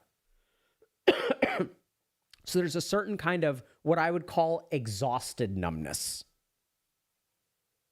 which also can map onto, the burnout numbness, where we're kind of like freezing all the time and we're kind of black and white and there's emotional suppression and emotional activation. So it can be that, but this feels a little bit different. This is a little bit more on the psychological side, right? So this, and this is what's so interesting. Remember, we talked about how things kind of slice through. So what's happening in the amygdala of the person who is psychologically attacking their childlike vulnerability? Maybe it's hypoactive. Who knows? We don't know. Right? But it feels a little bit different. And so the character of your numbness, the type of numbness that you have, actually gives you insight into what the problem is. And then depending on what kind of numbness you have, is it something as simple as reducing technology usage? Is it letting some of those emotions out and really facing, okay, like, when did I start hating having childlike joy again? Am I someone who's just so burnt out? And this is why stress management is so important, because if you're someone who's burnt out due to stress management, and literally what we're talking about is hypercholesterol activation. Sorry, not cholesterol, cortisol activation. The mindfulness may help way more than something like, if you've got the alexithymic part. Alexithymic is not understanding the kind of feelings that you have. Well, mindfulness helps there too, but these are the different mechanisms of meditation-oriented practices. Right? Do we want to increase awareness of our bodily sensation? And basically, we want to move in the opposite direction of the blue stuff that I wrote. Questions?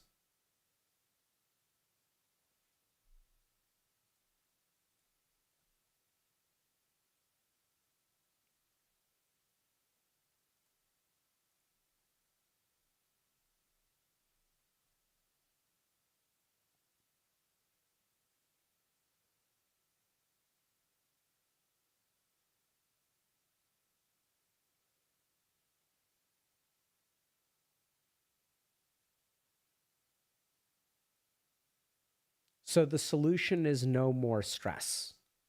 That is one solution, right? No more stress. Remember that a big part of the stress, I don't know if y'all remember this, but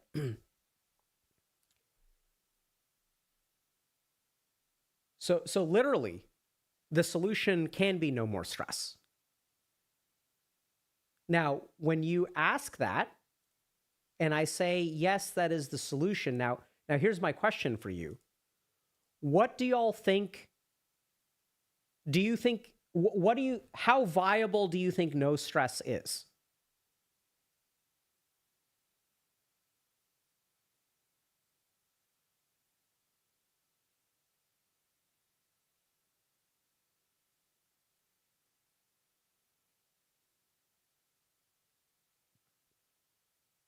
Right? So let's understand something. Stress will come, you can't avoid it. See, this is what's so interesting.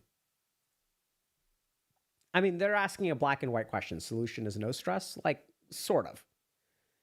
This is the key thing. When we look at our environment, we make a certain interpretation that triggers a stress response. And literally what you will find is that not everybody is burnt out, right?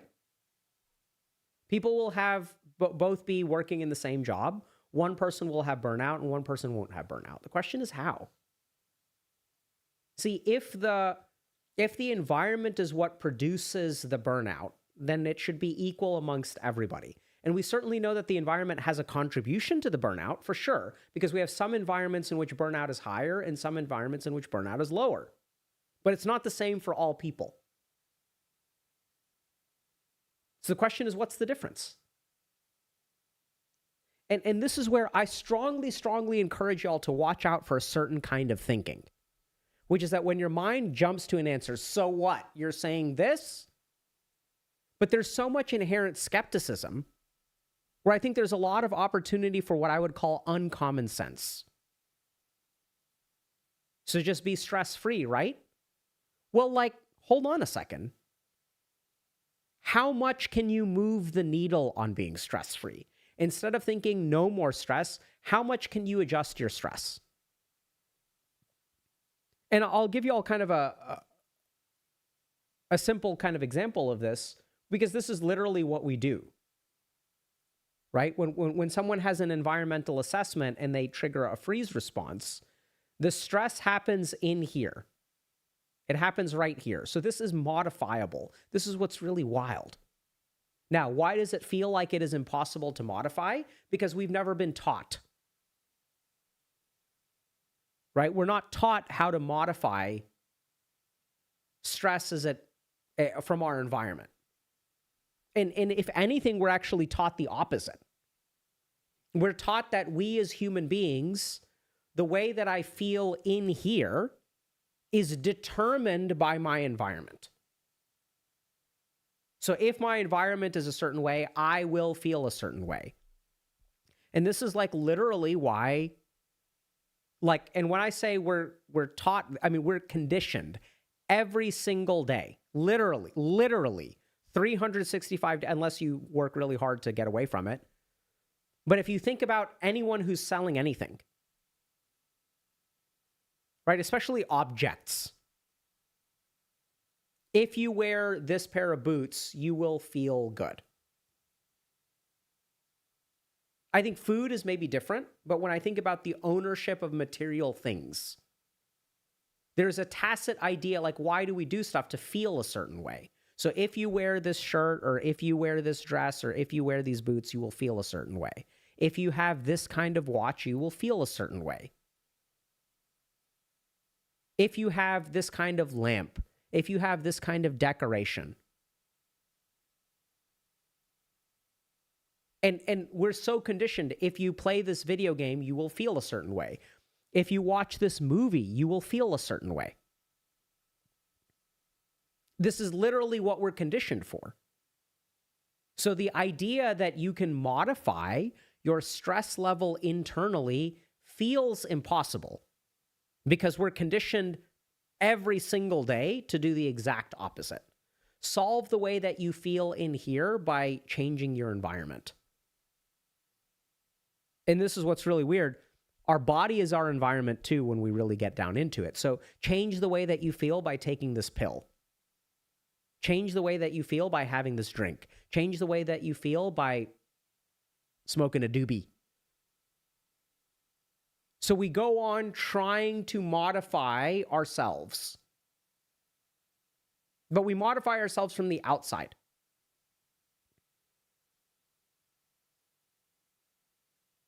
And literally the process of freeing people up from this is by modifying things in here, right? So when we literally have a patient who has PTSD, they have an environmental assessment, which has an internal calculation, which results in a certain behavioral response.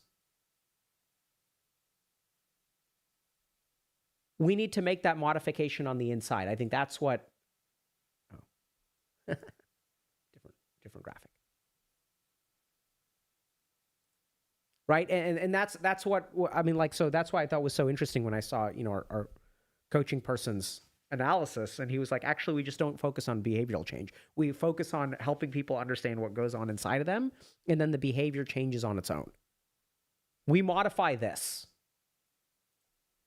That's what this channel is about, is modifying this. Not modifying this, and not even necessarily modifying this. It's modifying this. This is the one thing that you can intervene on. Here's what's really crazy. You guys think that's insane?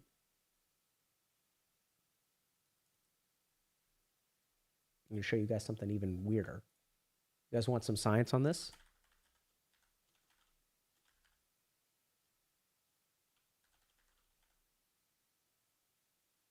Where is this? Here we go. You guys want to see some fucking wild papers?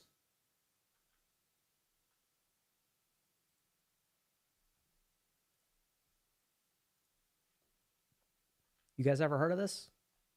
The theory of constructed emotion?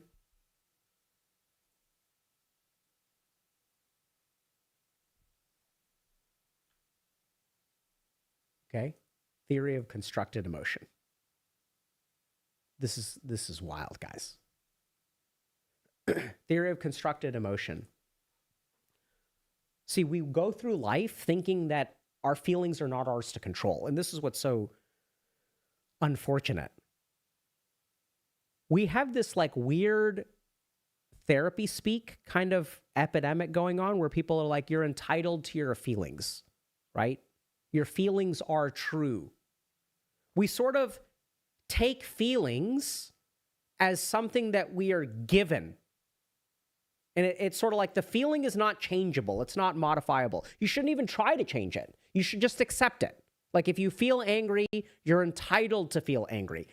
What we sort of say is that if you have an emotion, you should accept what it is, accept your emotion, don't try to change it, don't try to control it, don't try to suppress it. And then down the road, sure, your feelings are valid.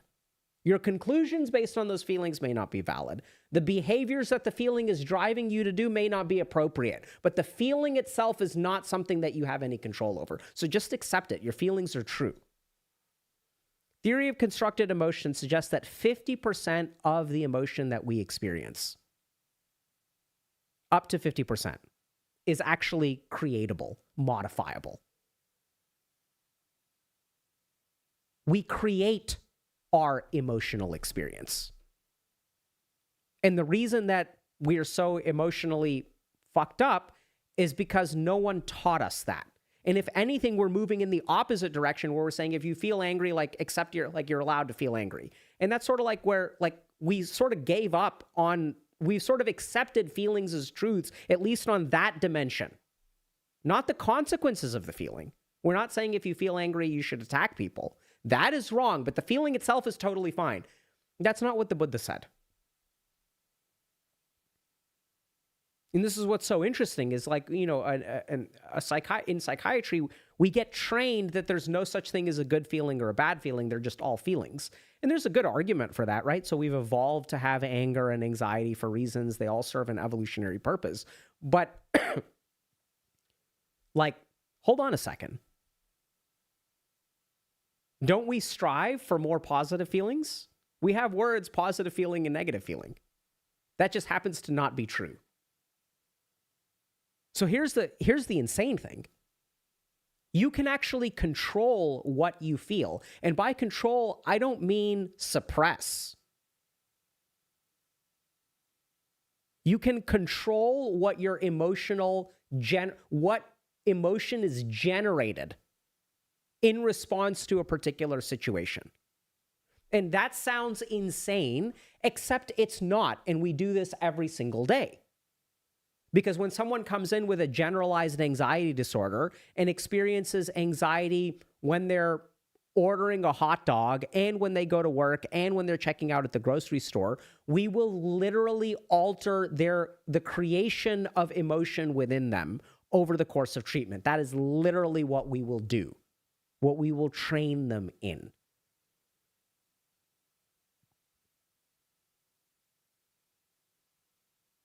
And it's so interesting, right? Because we look at some people and we envy them because they're like, oh my God, this person responds to this situation with so much resilience, whereas I feel hopeless in the same situation. There's something special about them. But hold on a second.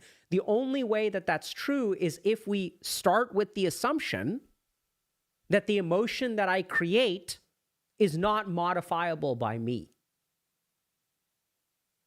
And as we have sort of moved towards this emotional acceptance, we have actually given up, like we've sort of thrown in the towel on a very, very, very difficult battle. Very important battle, which is that you can actually generate a certain kind of emotion. You can alter your emotional experience. Another really good example of this is imposter syndrome. I'll tell you guys exactly how to do this, like literally. This has been studied.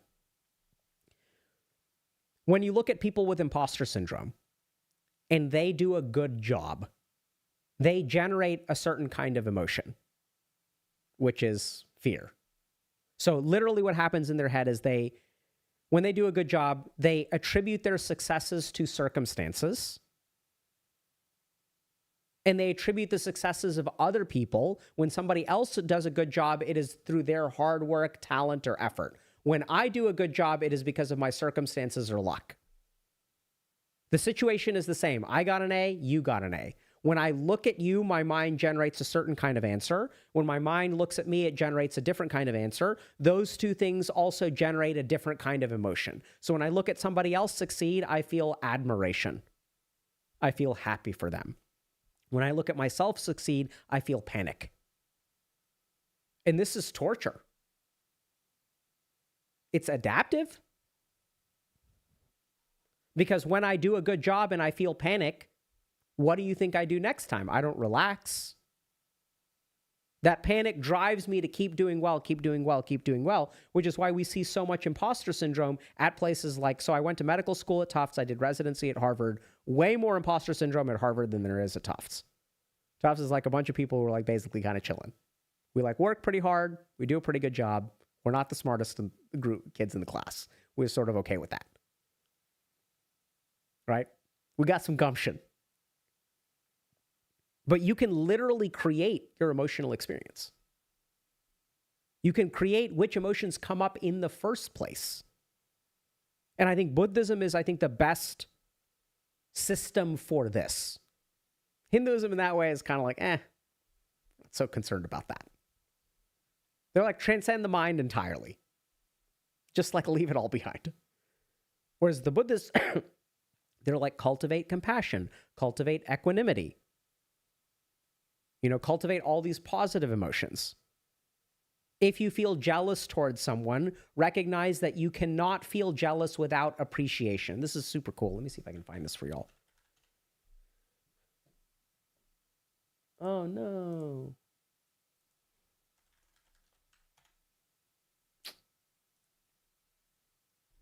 I can't find it. Anyway. Appreciation has to exist for jealousy. And you can lean into appreciation instead of jealousy. So when people say like, oh, just don't feel stress, solution is no more stress, like actually, yes. And we have a lot of evidence for that. We know that there are certain foods that you can eat, which will modify your stress levels. We know that there are things that you can do, like take walks every day, that will modify your stress levels. We know that you can meditate every day, which will modify your stress levels.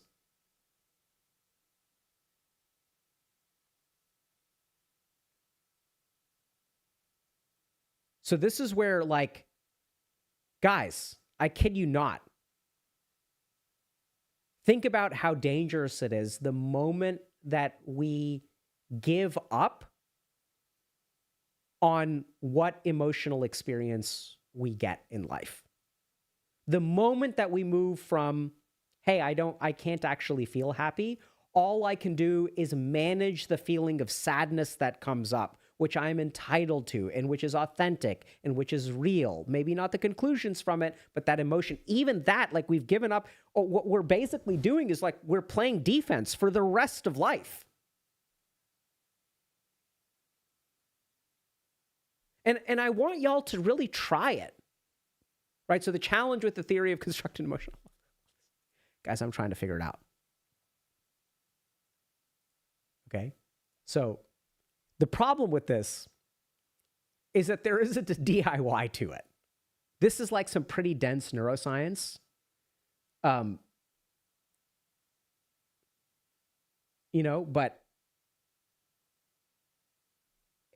there is not a whole lot about how you DIY this, which is why I like Buddhism. So I think Buddhism is really good at what's the DIY path to this. Because they do it. They don't know this neuroscience stuff, but they figured it out. But I want you guys to think for a moment. Really try this. Try to modify your internal emotional experience to something. And this is like, honestly, the simplest thing on the planet. And I'll give you guys a good exercise. If you're playing an online video game and you feel pissed at a teammate, can you cultivate compassion towards this person?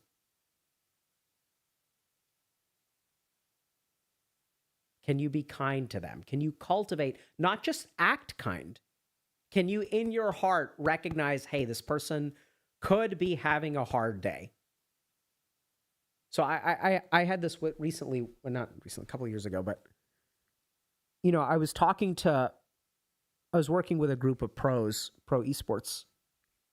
esports pros.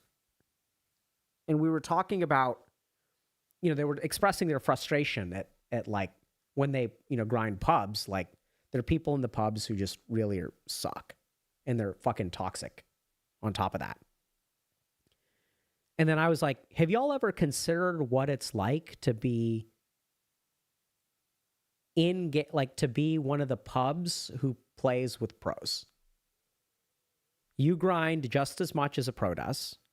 You've devoted same amount of years, right? So if you're like a top-ranked Challenger League, whatever, Immortal, Diamond, back, whatever, I don't know, take your rank of choice, right? To be like a good pub who's like a tier 3 compared to a pro. You make the same sacrifices. And what do you get in return? Nothing. Nothing.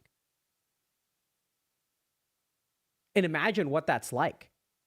Like, y'all get paid salaries. You guys sometimes even win tournaments.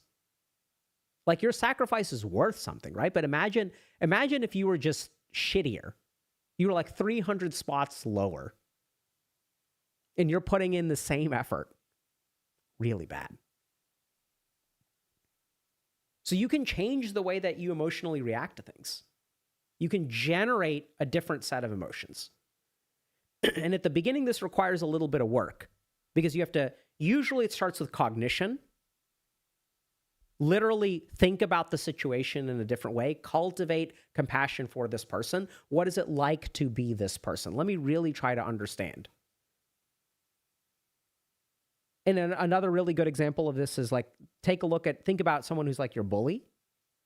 Oftentimes bullies, the weird thing, right, is that bullies are oftentimes popular. And so you think to yourself, like, why is someone this way when they have everything? When they have friends, they're captain of the football team. Like, what must it be like to have so many of the things that I don't have, the things that would make me content, the things that would make me feel so much happier? And if I had all of those things, what would have to be going on inside me to be an ass to other people? Changes your perspective. And then what happens, this is the cool part. This is why it requires training, conditioning, neuroplasticity. The first time that we think a different way, it's really hard. And then as we think a different way again and again and again and again, then it starts to become automatic. This is what we do in psychotherapy for generalized anxiety disorder. We alter the baseline emotional response that people have as they navigate through the world. And you can do it too.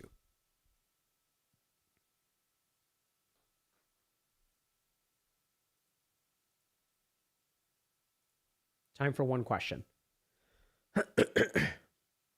Would taking mushrooms or LSD fix you? Probably not. But there is some evidence that they can be helpful. Here's the key thing to remember about psychedelics, y'all. So first of all, we don't really know much about safety. Actually, we do know some stuff about safety, but that's why you shouldn't just do this stuff at home. But the studies that show good outcomes with this stuff have good support. So I think about psychedelics as inducing a state of neuroplasticity, but what gets written down is I've seen people have bad trips and develop PTSD and panic disorder from a bad trip. So you're playing with fire. Do not recommend it.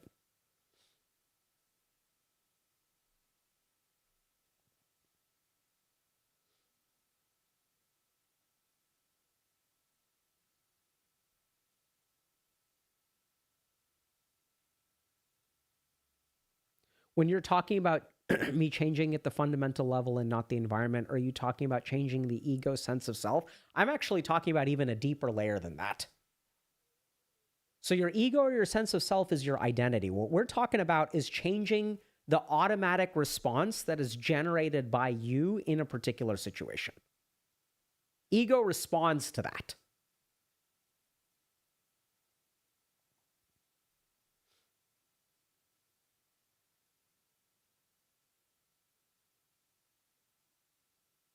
How does ego death affect that? It's gonna be a riot. Hold on. Okay. So I don't know if you guys know this or not, but I mean, for every paper that I talk about, for every topic that I share, there's like maybe 5 to 6 that I don't. Theory of constructed emotion is a good example. I just read a ton of stuff every week. So this paper is fascinating. Near-death experiences and personal values. Near-death experiences reportedly foster value transformations and decrease suicidal ideation. 89 survivors of near-death experiences judged values related to material and social success as less important than did 175 control subjects. So here's what's really interesting. I observed something very strange as a psychiatrist. If you look at the data on risk factors for suicide, one of the risk factors, no surprise, is a history of prior suicide attempts. Another risk factor is completed suicide in the family. Now, there's a problem with these risk factors, which is that what we do with risk factors is we look at a large population. Let's say we look at 10,000 people, and we look at, let's say, the 10,000 people who attempted suicide. And then we discover that, okay, out of the 10,000 people that attempted suicide, 3,000 of them attempted it before. So we say that's a risk factor. Makes sense, right? But 7,000 people didn't attempt it before. So oftentimes, even though something is a risk factor, it's not a risk factor for everybody. And something really strange happened. I once had a patient, and they had a history of multiple suicide attempts, and I was doing a safety assessment one day, and I said, do I need to be worried about you attempting suicide? And my patient said, no. And I said, why is that? And he said, well, the last time I attempted suicide, I realized that I'm trying to kill myself, and there is something within me that wants to live more than I want to die.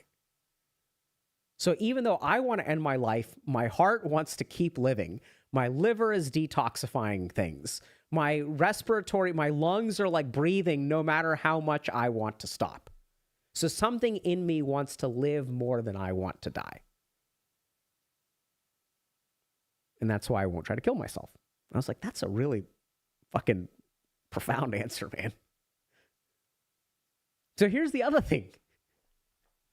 One of the most protective factors, and I'm not suggesting that you go do this, and if you're, having thoughts about hurting yourself, you should absolutely see a mental health professional and call 911 and go to the emergency room. I really believe that stuff, okay?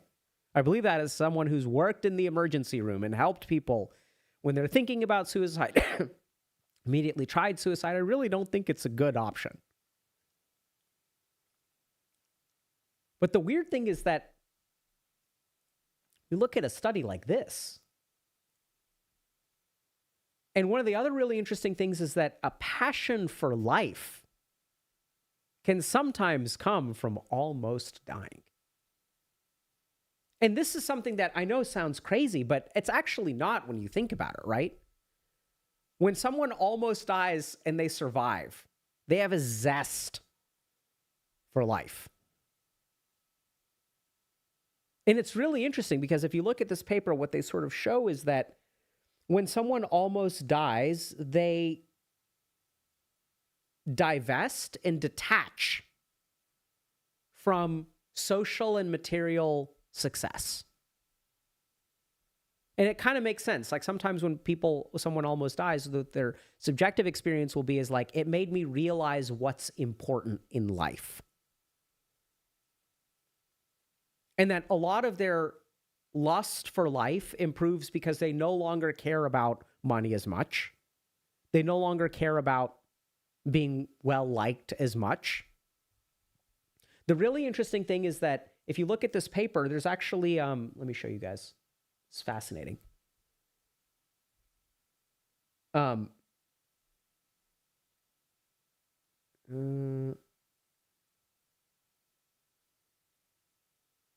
on.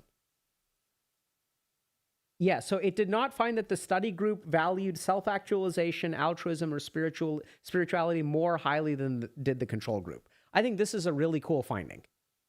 Because it's not like almost dying brings you closer to God or makes you meditate more or anything like that. It actually doesn't do that. It doesn't make you like a better human being. All it does is causes you to divest from material and social success as things that are important to you. And it decreases your desire to die. Fascinating. Someone asked a question that made me think about that paper. There's a lot of weird stuff out there, man. A lot of cool research. Yeah, so people are asking about microdosing. I don't think there's really good evidence for microdosing. I think the reason people microdose is because they get addicted to it. But I saw a meta-analysis a few years ago that showed that microdosing doesn't really help. You didn't answer my question. What was your question? You ask it again? A lot of people are asking questions, my friend.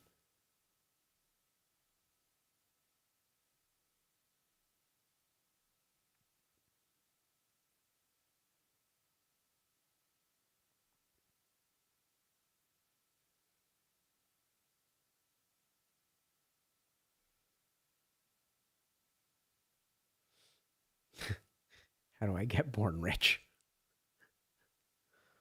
Oh, man.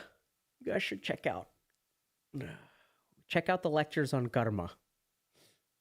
The weird stuff. Parts 1 through, I think we've done 4 of them.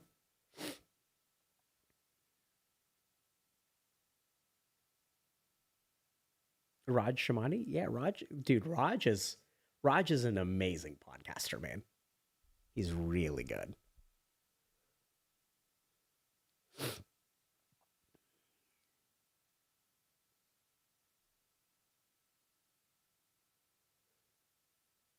Why did I want to?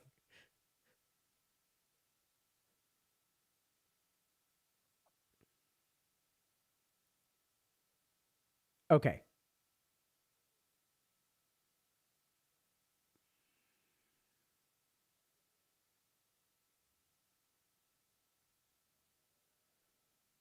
Hi, Dr. K. Almost nobody grasps non-attachment. What are your thoughts on it? I mean, I think a lot of people think that non-attachment is apathy because that's what their experience of it is.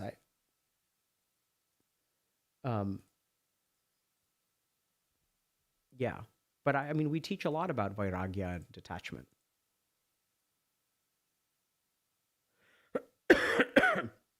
Okay, guys, I think I'm done for the day. Good to see y'all. I know it's been a little while. We're really looking forward to streaming more this year. So I think we're doing a couple of cool things here at HG. So yeah, I think we're going to be, stay tuned for some of the stuff that we've got coming up. But I hope today was helpful. And I know that I just saw this. Someone posted this. Yeah, if you guys haven't, so I will say this. This was a blast. And I think if you guys have not, I know a lot of times on podcasts, I kind of say the same stuff over and over and over again. But if you guys have not seen this episode, I think it's a lot of fun. I don't know exactly how much you'll learn, but I think it's fun.